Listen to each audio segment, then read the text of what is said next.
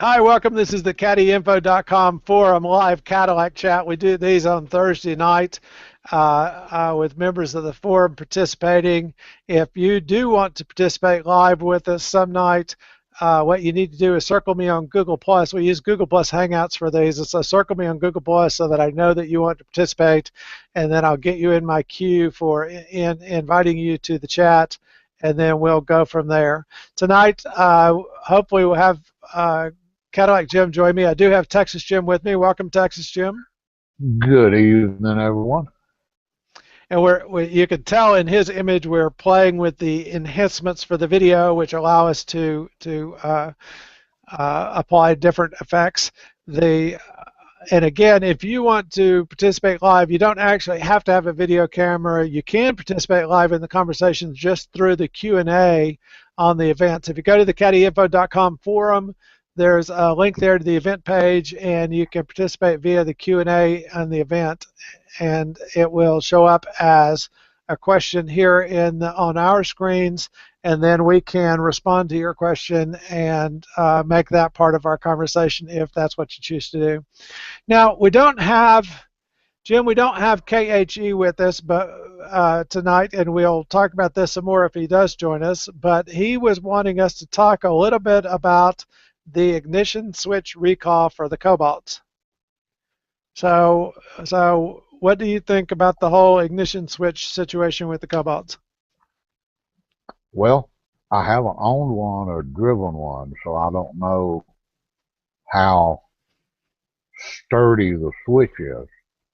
From I've read quite a bit about it, and some things I have read, evidently over time, especially if you have a pretty heavy bunch of junk hanging off of your key, that the switch gets to where it's real easy to turn off. Of course, the key's at an angle when it's in the run position, and all the weight is hanging on that bottom end of it. And you go over a bunch of rough railroad tracks or whatever, and all the weight on your keychain is bouncing up and down, and it moves it back to the accessory position, which, kills the engine, power steering, and all that. Now, my car is, there's a fairly strong detent, on each position. Plus, I only have my house key and the little, remote start fob, and all that stuff on mine. So I don't really have any weight, 2 or 3 ounces at the most is all the weight I have on mine. So plus my ignition switch. When I heard about all this, first thing I did was make it a point to check mine to see how firm it was and how much force it took to turn it, from one position to the other.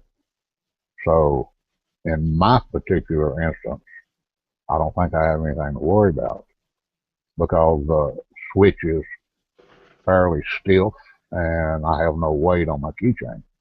But Now, I've got some teenage nieces or, young ladies, late teens, early 20s, mid 20s.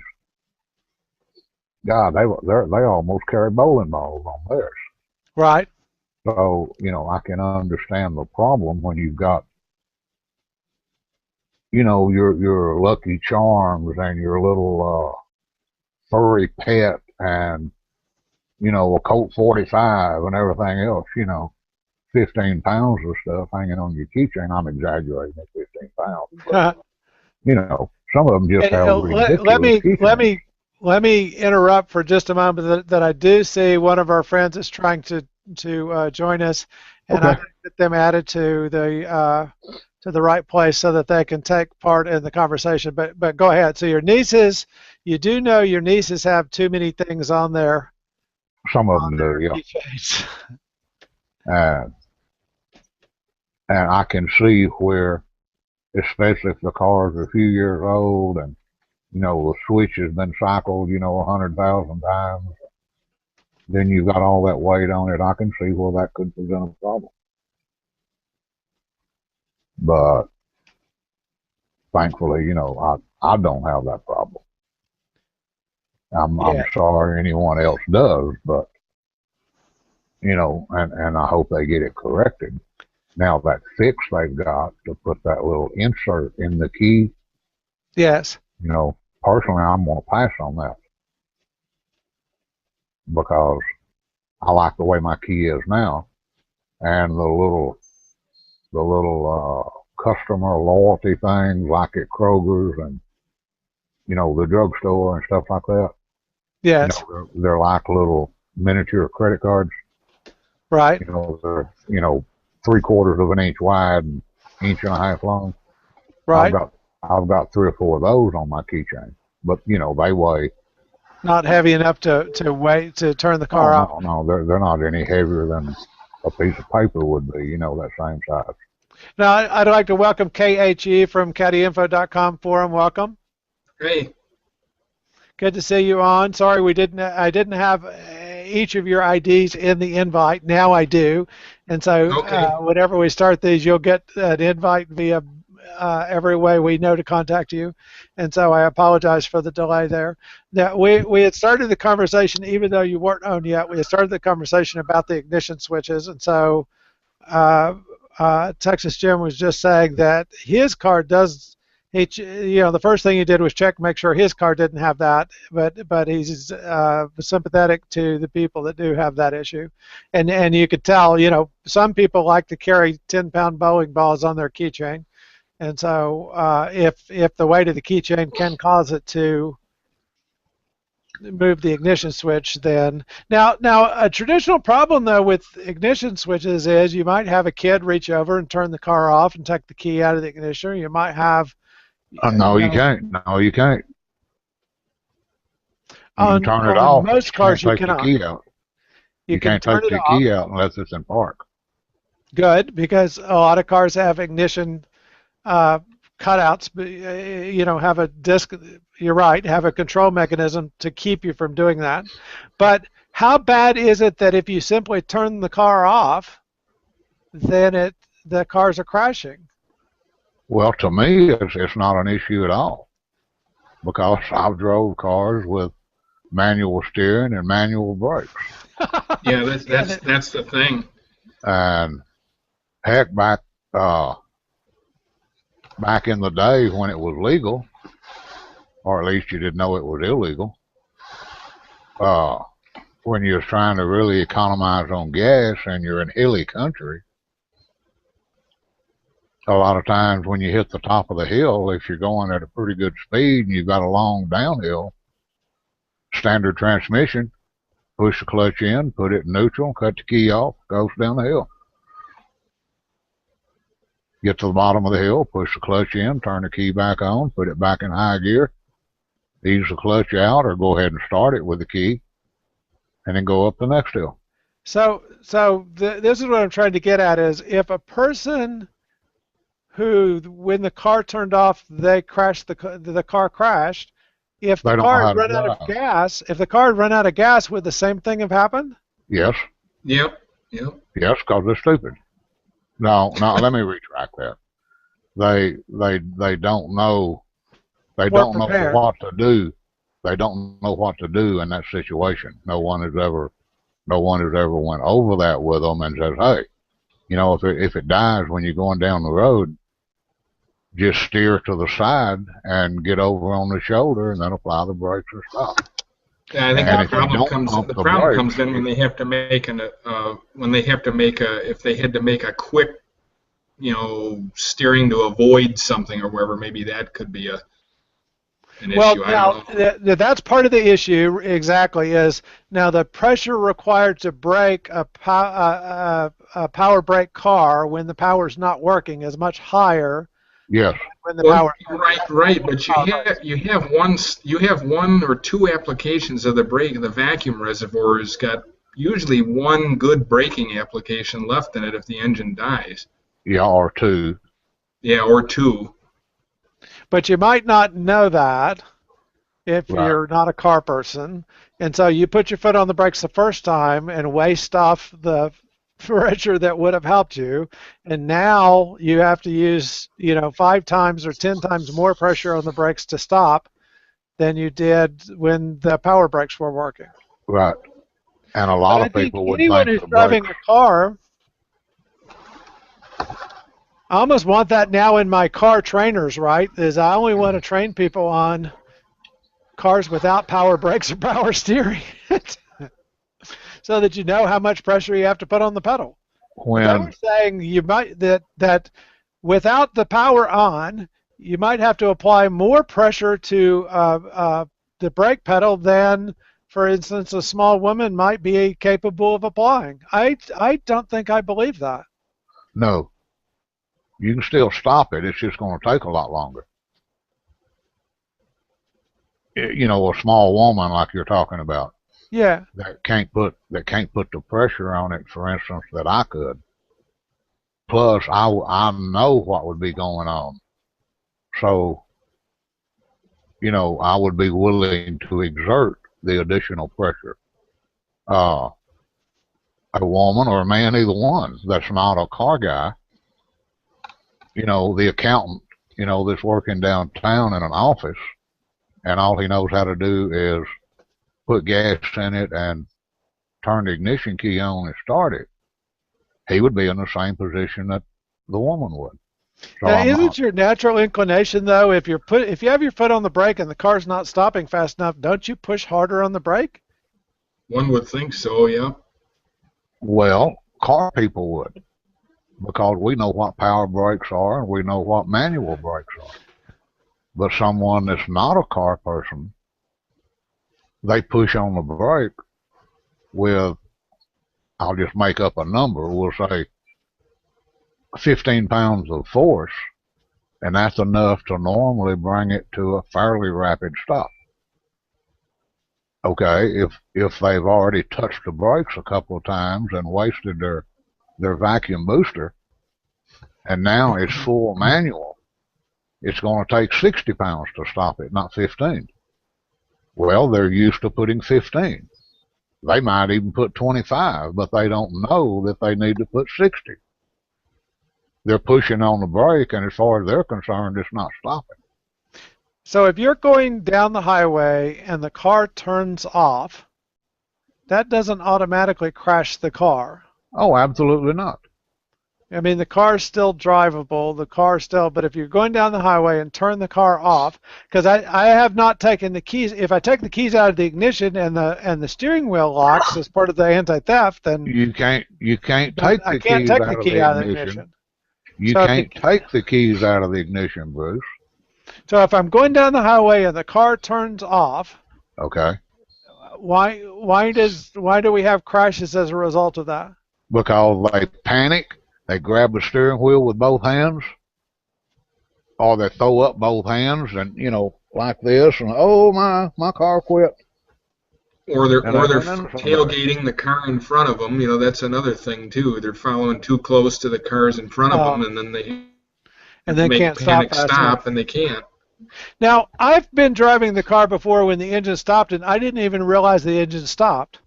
In other words, in a quiet car, you continue to drive. If I'd run out of gas or something, and I didn't realize the engine stopped until I put my foot on the gas and the RPM was stayed at 0. I didn't. The car didn't instantly spin. It didn't explode. It didn't. I wasn't suddenly killed. Thank goodness. And And so that's I'm trying to exactly understand what that happened. part about You what. can you can take your car, your STSV, and you can get over there on 635 and go running down 635, assuming you're doing it at 3 o'clock in the morning and there's no traffic. I know how 635 is. Just using that as an example. But In you my can be experience, running there down is the, traffic at 3 o'clock in the morning. But go ahead. not as much as there is in the Not as afternoon, much. though. But you can be running down the road, or you can do it on the street in front of your house where you're going real slow. Run along there, about 20 mile an hour, and just reach over and cut it off. When there's no one in front of you, no one behind you, just reach over and cut it off. And like you say, for a few seconds, you won't even know it. And Now, now one you of the will famous cases. immediately, I think there's a curve there by your house. So if Yeah. you're going around that curve, you will immediately experience higher steering effort, but it's nothing that you can't turn. And Yeah. the faster the car is going, the easier it is to turn.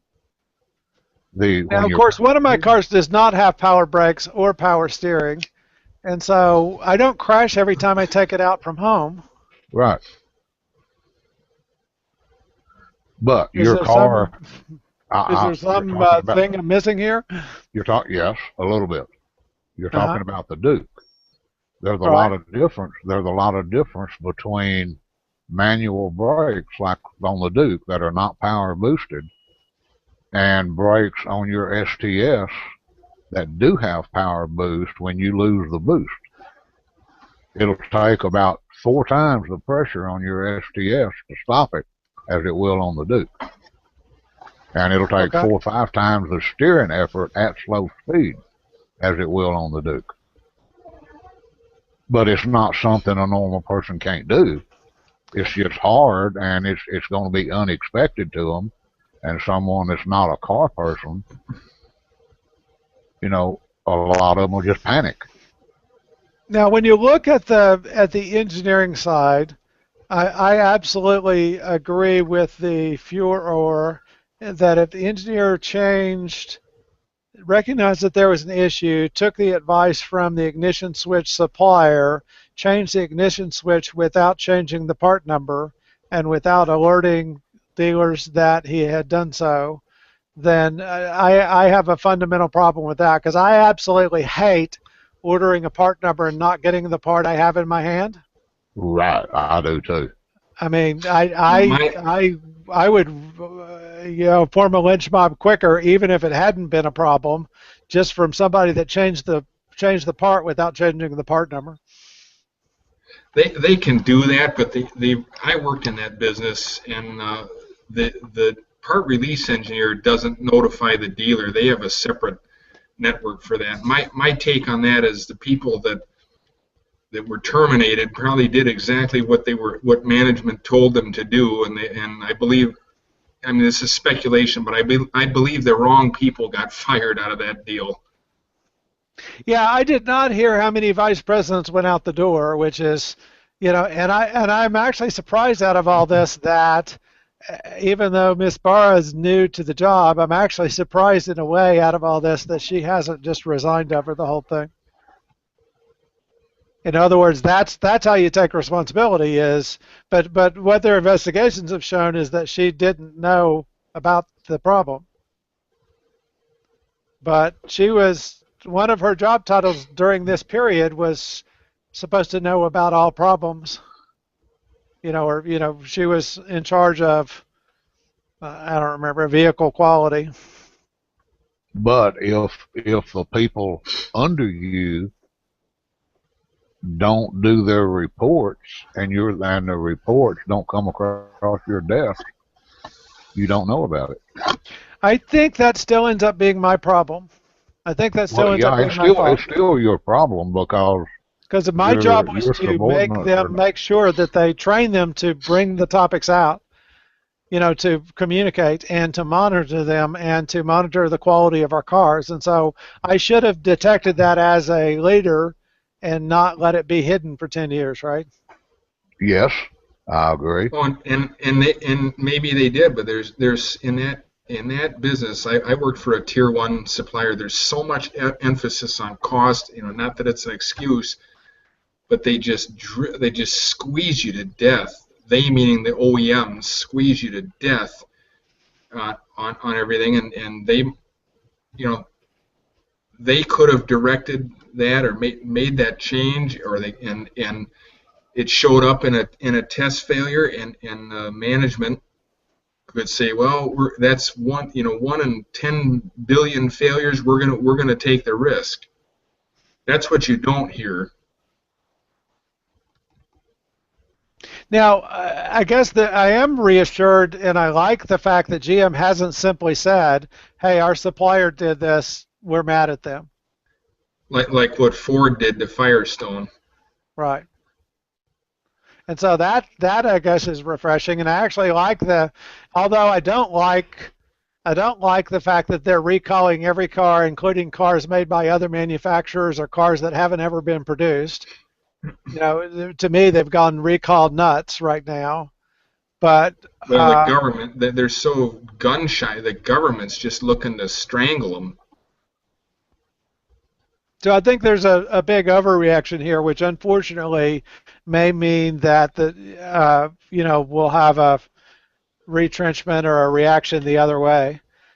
But or it may mean that we'll enter a new period of transparency, right? Where when there are problems with cars, but eventually that has to end up on the sticker price, right? Yes. Yeah. And so, do we want to drive cars that are twice as expensive but have fewer problems?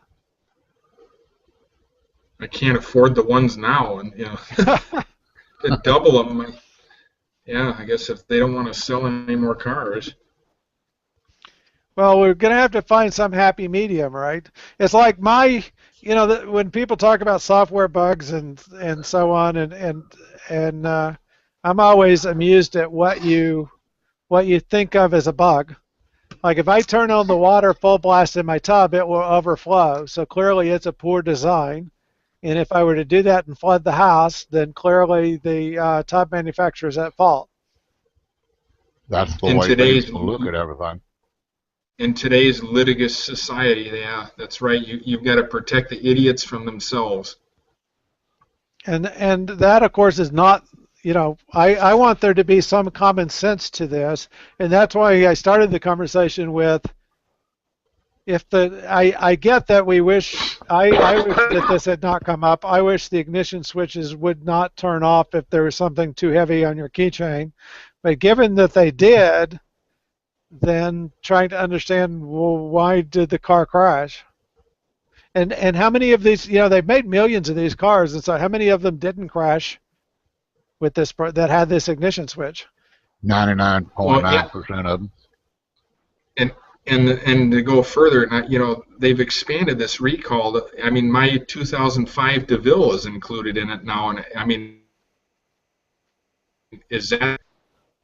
I'm wondering, is that the same switch that had all this, that brought all this to a head, or are they just going nuts with this recall and they want to put that little plastic insert in the key? Well, Bruce and I were talking before you got here. The first thing I did when I heard about the recall is I went out in my car, sat down in it, and I put the key in it. I turned it on.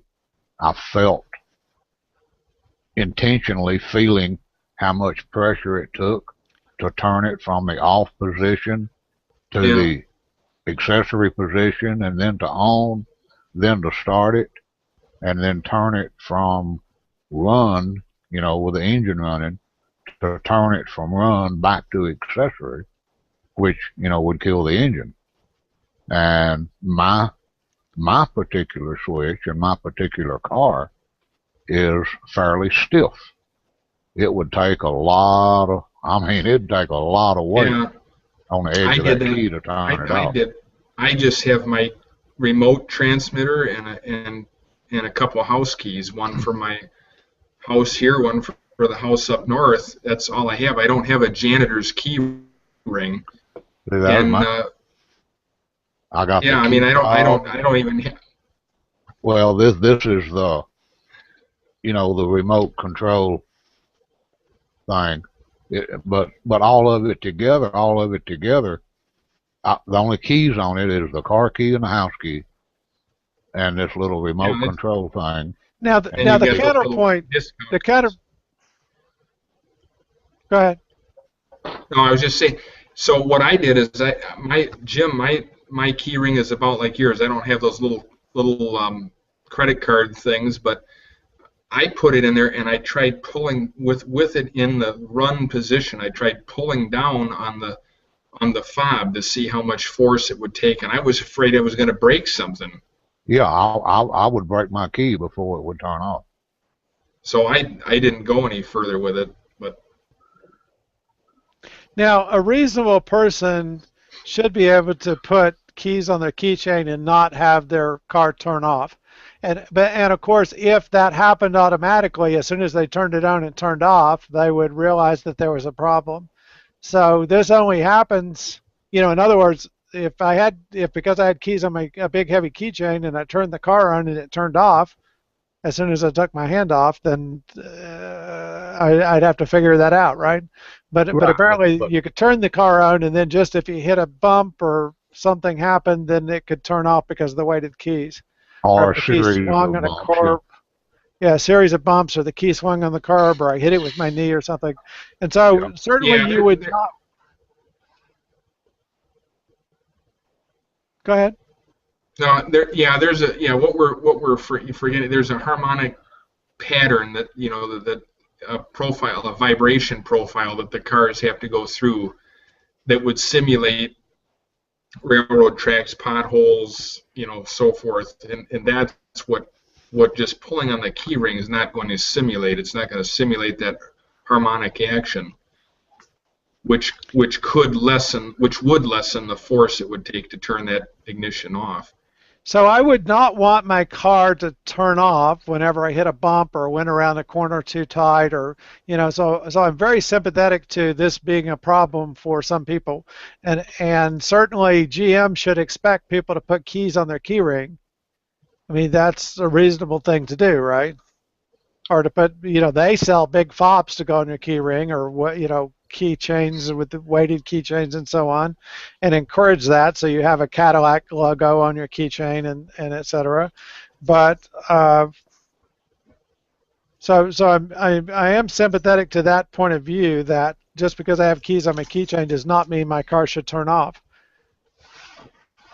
That is correct. But I also think that we've got to figure out how to teach people to drive their cars so that if it does turn off, you don't crash.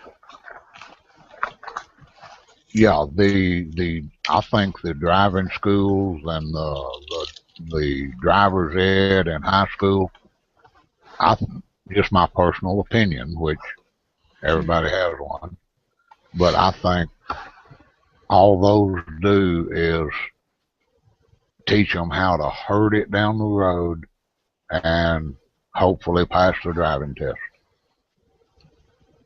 And if that's all the competence you have, and you're driving a 1.5 ton or 2 ton automobile at 60, 70 mile an hour down the road, you're not a competent driver. You can herd it down the road and keep it between the white lines, but you're not an automobile driver. Right. You don't know how the car works. You don't have even the basic knowledge of how to check the oil, how to change a tire.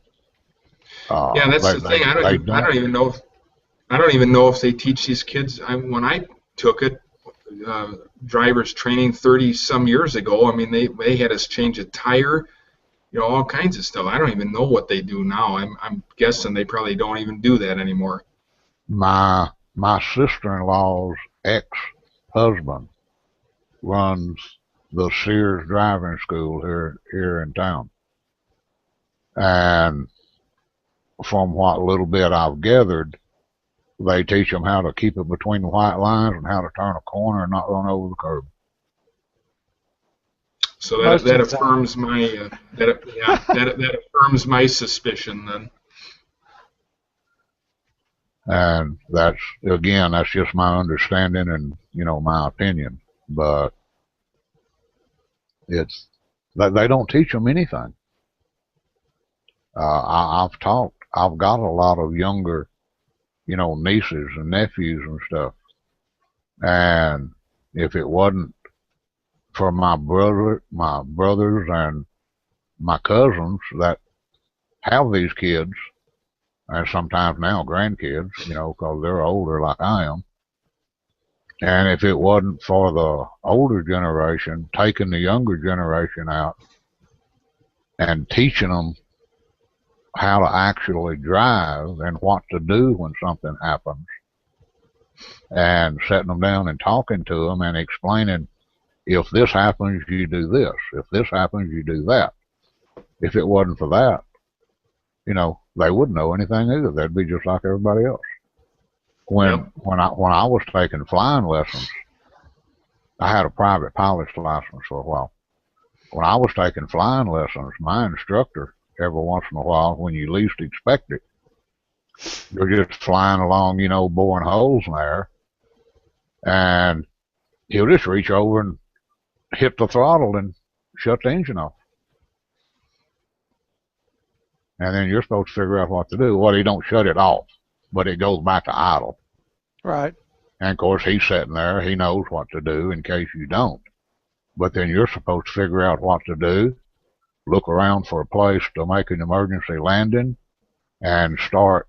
When you find a place, then you start just flying in circles as you descend, because you're gliding now, because your engine is just back to idle. And then when you get down relatively close to the ground, then he'll reach over there and apply power again, and then you take off and go back and do, what you were doing before he did that.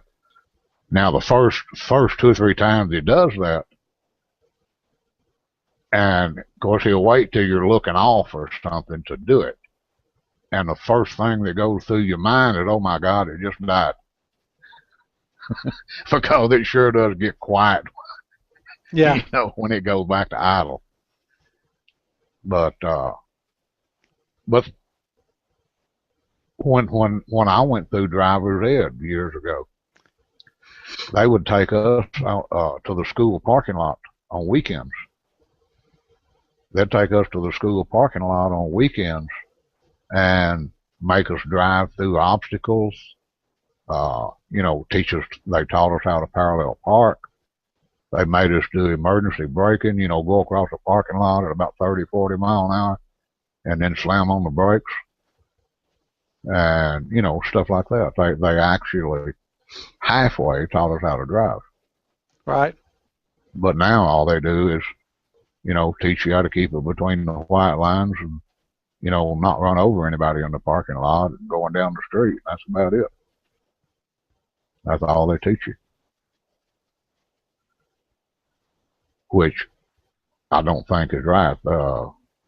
With more traffic and more cars and everybody in a hurry now, like they are, with the pace of life and the pace of traffic and all the distractions you have, they need more training now, not less. We got more training. Oh Lord, let's see. When did I go to driver's ed? That must have been 1959, 1958. But I got my driver's license in December of 1958. Dad had a brand new 59 Ford retractable hardtop. Well, he didn't let you near it, did he? After I got my license, he did. Wow. Well, he'd already taught me how to drive. I'd been driving hay trucks on the farm since I was about 9, 10 years old. Yeah, I learned how to drive when I was 10. Well, Grandpa would let me drive his pickup out on the farm, and that's when I was about, I don't know, probably 8 or 9. I would get in the seat of the hay truck when they were baling hay, putting hay bales on the truck. Yeah. I'd sit in the seat, and I had 2 uncles that were still at home then. One of them was in high school and one was in college. But in summer, they would be there. And they would put me in the seat of the truck. Of course, your hay bales are in rows. So the truck's in between 2 rows. Right. So that was Grandpa and my 2 uncles. My big uncle would be up on the bed of the truck, one of the uncles on one side and Granddad on the other side. They would be throwing hay bales up on the truck, and the other one would be stacking them. Well, they would put me in the seat of the truck. Old trucks then had a throttle. And they'd pull the throttle out where it was just a good fast idle, put it in gear, get the truck rolling, and then he'd jump out of the truck, and I'd slide over under the wheel, and then I just held it between the 2 rows of hay bales till we got down to the end of the field. Then he'd run up there and open the door, and I'd scoot over, and he'd turn the truck around, and we'd do it again, going back down the next truck. So then after I got where I was pretty good doing that, they would actually let me drive it to the barn if it wasn't loaded real heavy. But, you know, I drove tractors. You know, by the time I was 10 or so, I was driving Grandpa's pickup. He had a 48 Ford pickup. I wish I had that now, but anyway. But then Dad, you need a very big garage for all the cars you wish you kept, right? yeah, and then you know, Dad taught me how to drive pretty well, and I got my license when I was 14. In Texas back then, you could get your unrestricted license at 14 if you had driver's ed. So I got Yes. my license at 14, and I got my commercial license to drive a big truck at 16. Oh, my doorbell's ringing. I'll be right back. Okay. So KAG, here's tonight's next question, changing topics completely. Would you rather have, I keep looking at these classic cars, and would you rather have the 1970 DeVille convertible or the 1970 Eldorado convertible? And why? For me, I'd probably take the DeVille convertible. And why? Oh, my dad had a 70 sedan DeVille, hardtop sedan DeVille, so that's probably why I would choose. But it's just simpler. The rear drive, not the front drive, even though that's a longitudinal mounted, it's not a transverse front drive, but I don't think you can go wrong with either one. Yeah, I'm with you there. Now, the other one that keeps popping up in my is would you rather now, and I love the 70s because they had the 472, which to me has more project, screams things that you could do to it, tune up, aftermarket support. But the other one that keeps popping up here in the neighborhood is the 63 or a 64 Fleetwood Eldorado convertible versus a 1970. Which in that year, that's going to be in that year, the Eldorado was a trim package for the Coupe de Ville. In 1963 or 64? Yeah. 66 even, the 66 Eldorado the Eldorado was a trim package for the Coupe de Ville. It was 67 when they made it a separate car and they made it front wheel drive. Okay, so the one that's here in the neighborhood is a 63 Cadillac Eldorado convertible with the 390. Now, what do you think between the 390 and the 472? The 390 was a variant of the 331, right?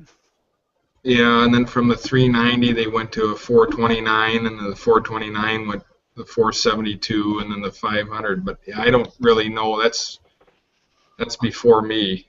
And can you guys see this range? This screen? Yep. So this is that 663 Eldorado convertible with the 390, and not overly restored, but restored to, it's a clean driver, I'd say. Yeah, it was the next year. I think 64. They went. Either 64 or 66 is when they went to the 429. Would you prefer the 429 over the 390? Jim, what do you think in that range about the 390 engine? What little I know about it, that 390 engine was a real solid engine. That was one of them that would just run and run and run. Now, one of the things they did, there's actually two 390 engines, and it may have been 63 or it may have been 64, I forget which, but I'm thinking it was 63. Now, what they actually did is they came and redesigned the 390. So, in other words, the 62 and the 63, or the 63 and the 64, whenever it happened in there, they're actually two different engines. So they were both 390s, but they redesigned the engine to make it lighter and more reliable. And so even though there was the same 390 from year to year, but there were two different engines. and then they went on to the 429 before they came out with the big block 472, and then on with the 500s. Now, Well, Jim, I would say, in that case, then I would do some research to see what year it changed, yeah, and I would want the year, that it changed, not the previous year. the newer one. Right. Now, I've been leaning toward the 472s because I feel like they have more play in terms of aftermarket, that you can put a cam, you can get, intakes, you can get, there's more aftermarket support. Well, not That only would that, be. not only that, but the 472 you can drop a HEI distributor in it and Right. get rid of the points and all that. Yeah, it's I mean, I suppose you can get some aftermarket unit for the. yes. Are you Did I there? lose you? Now that I, would I be mean, a I big suppose you can get. consideration for me. If there's a lot of aftermarket parts available, that would be a big consideration Yeah, there's a couple because of big companies. Are you guys live? Oh, Tim Carroll. Tim Carroll maybe can join us. And so, Tim, we are live. Let me see if I can shoot you an invite and get you to join us live on the screen, live with us. Uh, um, I'm gonna. You guys keep talking. So we'll send Tim an invite and see if he can join us live.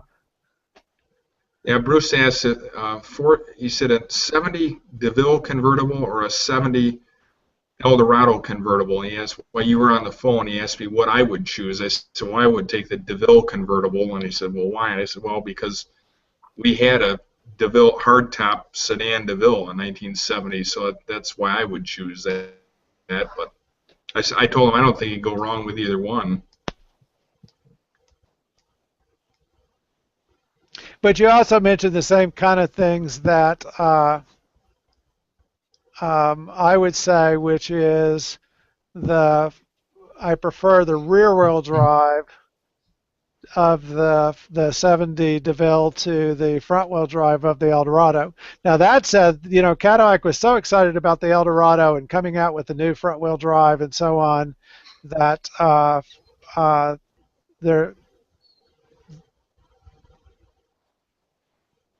there might be some interest there, and all the way back to 70s before they had all the emissions coming, which is better. The reason I get hung on the 70 DeVille is that that's the year they stopped doing the convertibles, right? That was the last year, yeah. Yeah, for the DeVille convertible. Yeah, because that whole body style changed in 71 and they got rid of it. Then you could only get a convertible in the Eldorado. Right. And so that's the on the 70 DeVille is that that's the year they stopped doing the convertibles, right? That was the last year, yeah. Yeah, for the DeVille convertible. Whoops. Yeah, because that whole body is that running on changed. mine? Yeah, it is. Okay.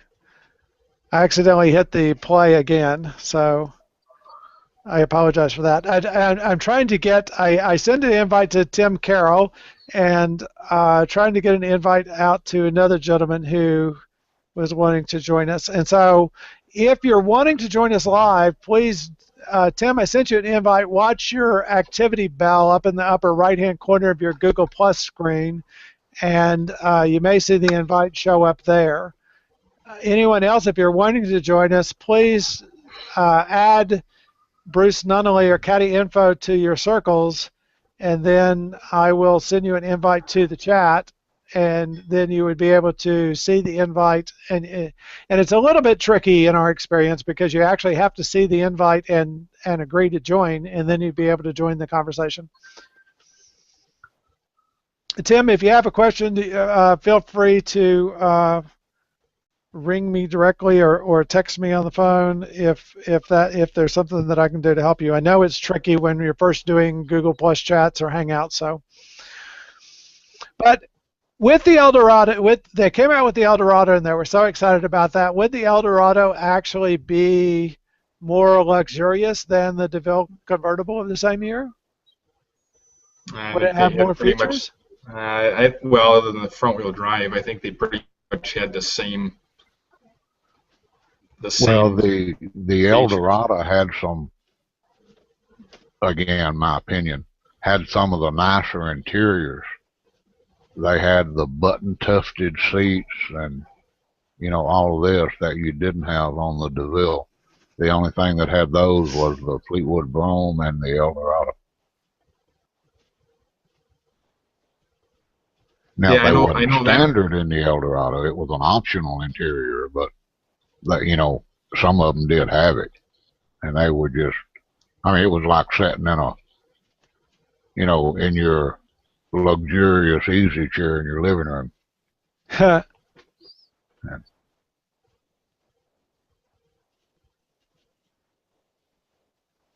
Yeah, that's something I don't know why all these car manufacturers now have to have hard seats in them. That's just crazy.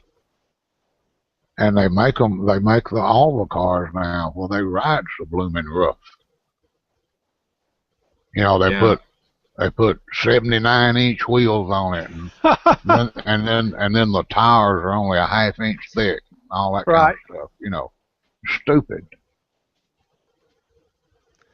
Well, and they prefer that wagon wheel, what I call a wagon wheel look, and so people's tastes are different, and I can respect it if it's done well, right? If the car is done consistently, then I can respect that look. Yeah, I can't get used to that. Just like the CTS, you can get 20-inch. Well, in some options, 20-inch wheels are standard with 35 series tires. There's Tim. Hey, can you hear me? Tim Carroll, Yeah. Mr. Cadillac Restoration, welcome to the call. How are you guys? Good afternoon, Tim. I only had a minute, but I thought I had a minute, so I thought say hi to you. Excellent, and welcome to the call. We do these on Thursday nights. I've been dying for you to come and participate. Tim, of course, is from Carroll Custom Cadillac in a secret location here in the DFW Metroplex area.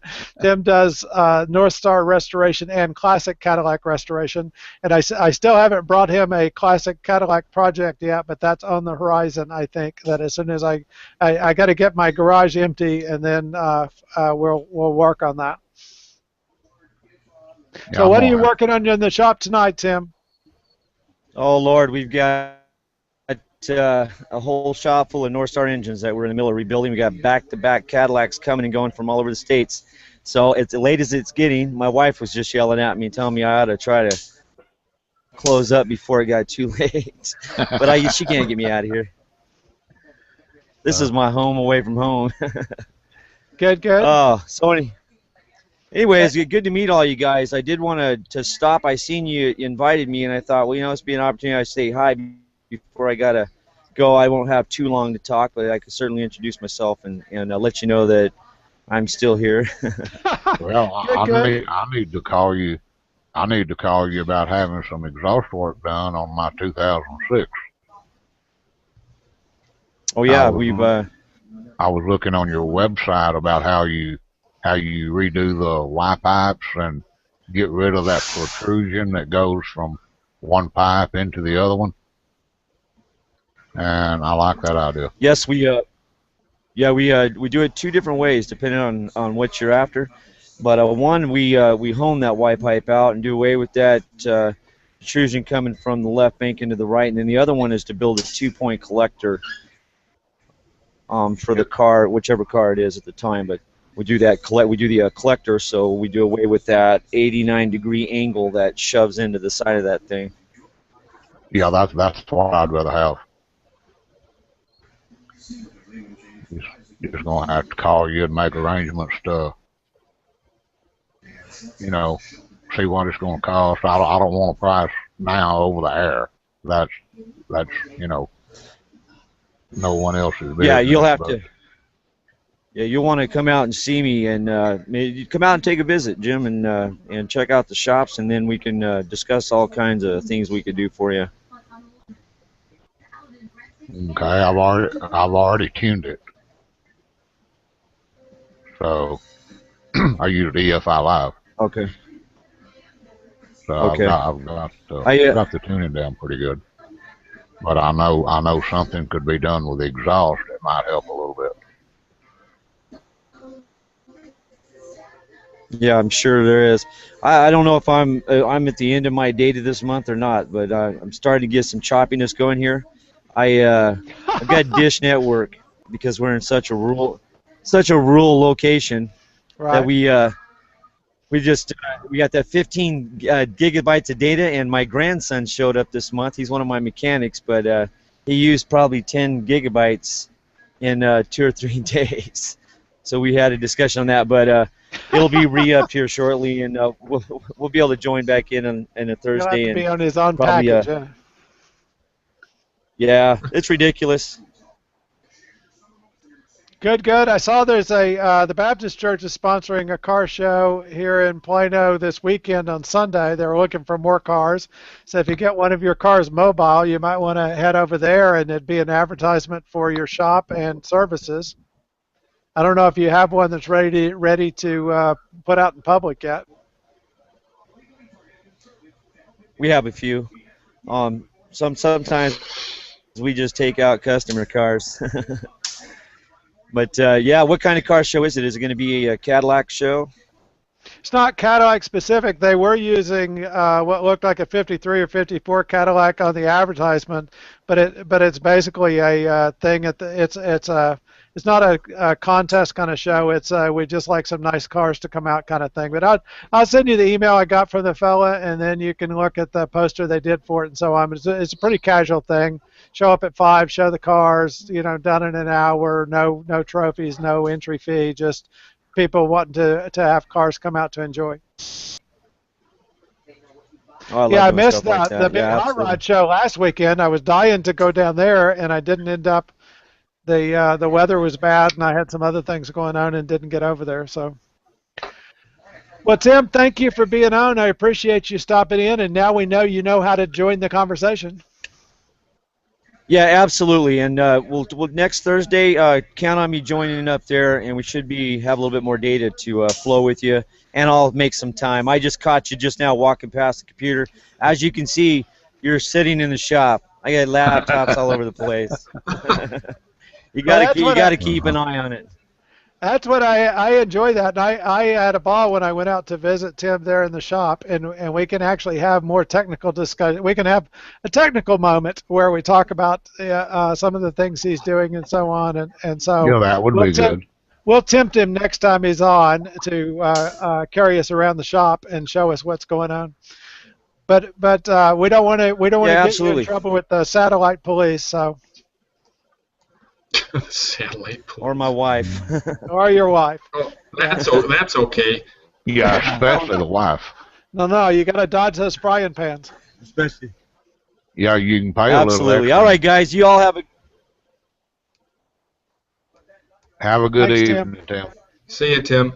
Okay, guys. I lost you for a second, but you guys all have a great night, and we'll see you next Thursday. All right, Tim. See you. Have a good one. Okay. Bye-bye. So good, and as I say, it's a little bit confusing that once we do manage to include you the invite, then you kind of have to watch your Google Plus page to see the invite pop up on your screen, and then join. Then it'll ask you, hey, did you know this is being broadcast and so on. You have to say yes to that, and then you'd be able to join the conversation. Yeah, it seems to be different every time, but I joined and then I got it rang, and then it said an incoming video call, and it says you accept, and You've gone dark, KHE. Kevin, you've gone dark. I should probably turn the light on here. Oh. The invitation just now came in on my phone. Well, your phone's on a time delay. Kind of like Jim did send me a note that he's not going to be able to join us tonight.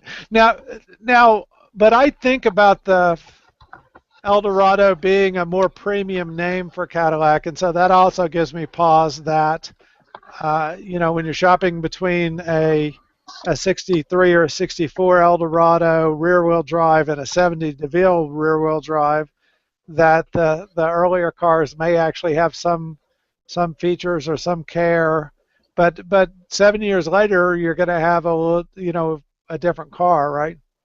Right. Yeah, and And the so new I don't know that and much really about those chassis.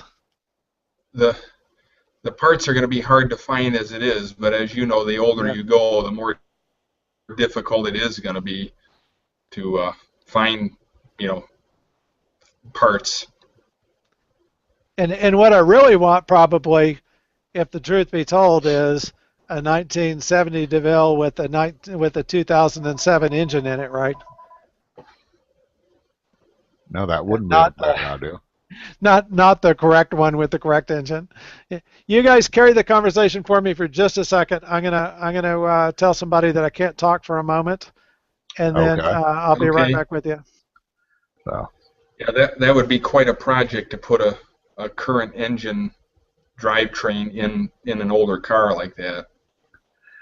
yeah, there's a video on YouTube where they have I believe it's an 80 model sedan DeVille, Mm-hmm. and they put a crate 472 in it. Oh, No, was it a 502. 502. oh, They put a five? crate. Okay, Chevy. They put a crate 502 in it. You know, the Chevy 502, big Right. block. Well, hopefully it wasn't a 204R transmission that they bolted up to it. Otherwise, that wouldn't last very long under that 502. No, no, they did the whole drivetrain, narrowed forward, rear end, 9 inch forward rear end, the whole bit. There are some that used to put Olds 403s in those 4100 cars. That they would, I guess that Olds 403 would bolt right up in Right. rear wheel drive, 82 to 84, 85, like a Fleetwood Brougham sedan DeVille, Yeah. that kind of thing, and they'd put a Olds 402 in them.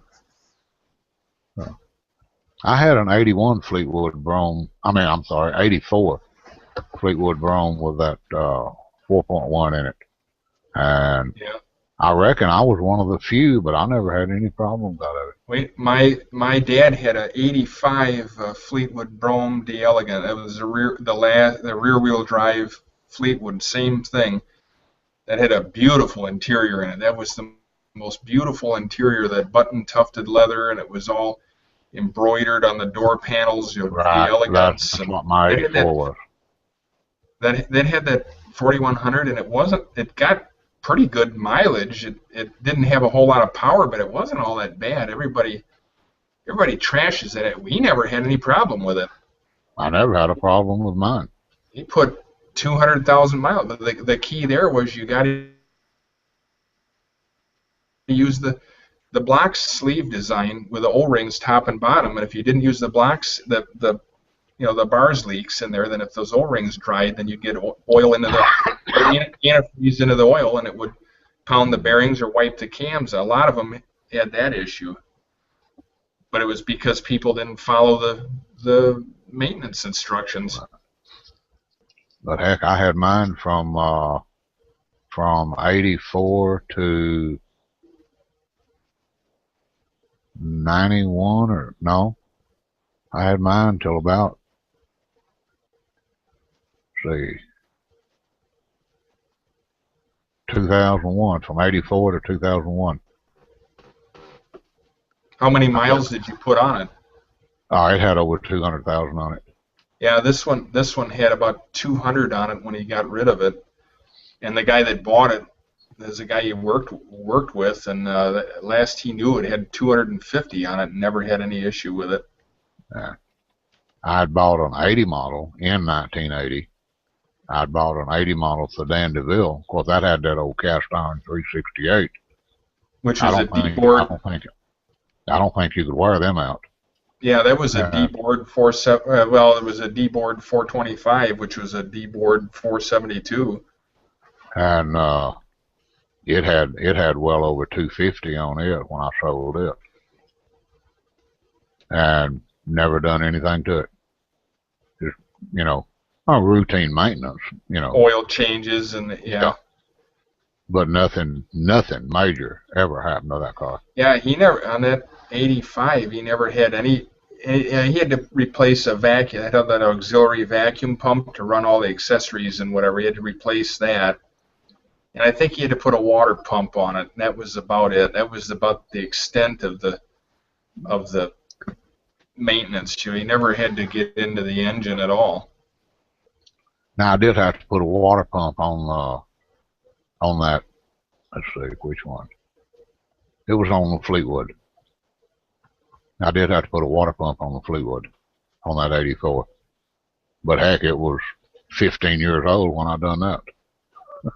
Yeah, I mean, it doesn't owe you anything by that point. I've got 191,500 and some on that STS that I bought down in the Carolinas back about 8 years ago now. And that's still got, as far as I know, that's still got the original water pump, unless someone replaced it when it was overheating. That's typically what they do. They think that that's going to magically cure it. So, I mean, I don't know. I don't have any record of it. So maybe it was replaced at about 105,000 or whatever. So, but I've had real good luck with my Cadillacs, but they sure are trying to price me out of the market. I just can't pay $70,000. I just can't pay $70,000 for another car. Oh, you can, but we'd have to get you out of retirement. Yeah, I'd have to go back to work. I don't want to do that. Or win the lottery, one or the other. But if you keep putting your miles on yours and you're happy with it, then we don't have a problem, right? Yeah, so far it hasn't given any trouble. It just keeps on going. Yeah. A friend of mine's dad had a 2003 DeVille, and he sold that car for $1,000. And I wish I would have gone over and looked at it, because all it had the 741 code and the 1860 code, which was the burned out solenoid and the torque converter clutch apply circuit. Right. And he said, well, it's got some nicks and scrapes because his dad's like in his late 80s or whatever, and he doesn't drive anymore. And I said, wow, boy, you know what? They probably should have grabbed that. But he said he sold it last week when I saw him Sunday. And like my wife says, well, do you need another project? I said, sure. So, yeah, I'll probably need a project car. I don't have one. So. Well, there you go. You can have one of mine. My son's been wanting to buy an older Trans Am. Yes. Not what just year the model? model. He wants the Trans Am. Which year? And then he wants me to redo the engine in it. Oh, can you do that? Oh yeah, I do engines. Well, see, I'm not appreciating all your skills. Do what year are you shopping for? Well, he was going to get a mid-70s, and then he realized that that's the ones that were choked down with all the pollution controls.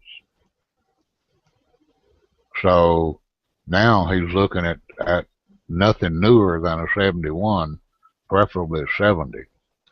Well, the thing you can do is, you know, like the Smokey and the Bandit car, you know, that thing was worked.